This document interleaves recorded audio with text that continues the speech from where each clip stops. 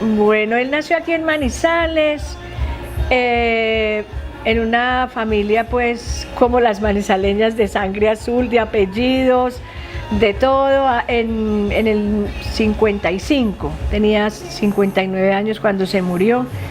Y se murió hace 2 años, estamos en el 16, en el 14, en septiembre del 14 de un infarto.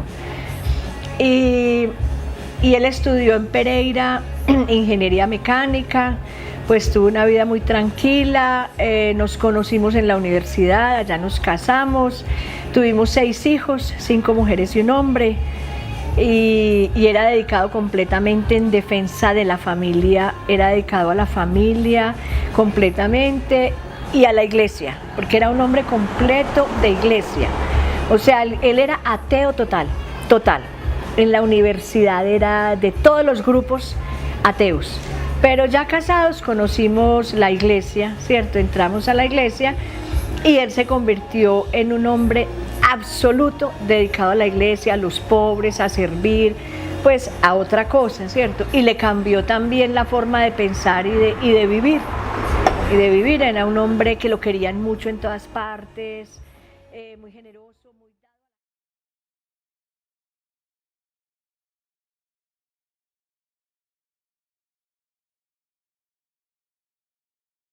Yo digo, su generosidad, su capacidad de darse, su amor, su entrega, y era muy profundo. O sea, lo que más le inquietaba a él es saber para qué vivía. Él era como un filósofo de la vida, él le estaba buscando todo el por qué, él quería saber para qué se vivía, por qué se vivía, qué era la vida. O sea, él vivía estudiando filosofía y todo, él era muy... ¿Qué recuerdo yo de Gabriel? Primero, una gran sorpresa de encontrar una persona que tenía una formación técnica, ingeniero mecánico, pero con una profunda sensibilidad social y compromiso político frente a un tema que supuestamente no tenía nada que ver con su ejercicio profesional ni con su saber experto. Lo descubrimos.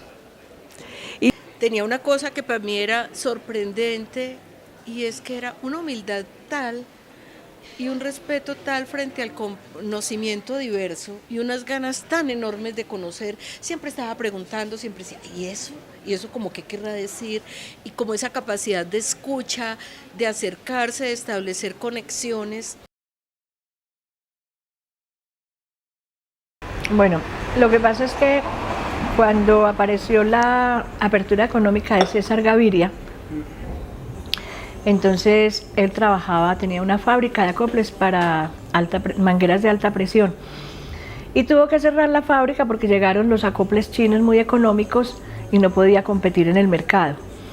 Estuvo 3 años sin trabajo, sin poder conseguir, porque por la edad ya no le daban trabajo. Entonces una prima lo llamó, que trabajaba en la red de solidaridad social en Bogotá, y lo vinculó, le dijo que si quería trabajar con ellos. Él empezó a trabajar con ellos y lo pusieron en el área de víctimas de la violencia. Allá en víctimas de la violencia empezó a conocer la realidad del país, de lo que estaba sucediendo en ese momento, y fue muy impactante para él. Le cambió completamente la vida, porque el concepto de vida de un ingeniero es completamente diferente a una persona que se dedica a la parte social. Y de allí se conmovió cantidades con estas víctimas, con sus historias, y se vino a trabajar a Manizales, a la red de solidaridad. Y estando acá en Manizales, en la red, tenían un proyecto con el CEDAT de la Universidad de Caldas, y se vino a trabajar con María Cristina y Rocío, que directamente con ellas, y quedó completamente enamorado del proyecto, del trabajo que hacían, de la obra social, de todo esto, y trabajó contentísimo. Él dice que realmente él se jubilaba y se dedicaba, se iba para la Universidad de Caldas, se regalaba lo que fuera, pero él quería trabajar en esos proyectos que hace sobre la parte social de la gente. Entonces se enamoró, su vida cambió, su modo de pensar, su modo de actuar. creo que el papel de Gabriel en todo el proceso, en la mesa de trabajo, en el punto de encuentro, con esa actitud abierta al conocimiento, a la pregunta, a estarse siempre preguntando, a siempre querer saber, fue un elemento sustancial en la consolidación de esos procesos iniciales del SEDAT. Creo que fue un descubrimiento muy afortunado para la historia del SEDAT. Creo que los aportes de Gabriel son muy significativos en ese sentido. Creo que sin un discurso acerca de eso, sabía mucho de interdisciplinariedad y de transdisciplinariedad, de capacidad de trabajo en equipo, de capacidad de asombro, de descubrimiento, y bueno, además desde una posición de mucho respeto, era también una posición de mucho afecto, de mucha cercanía, de mucha solidaridad. Yo creo que ahí hay un legado importante y por eso Gabriel tenía que estar presente en esta conmemoración.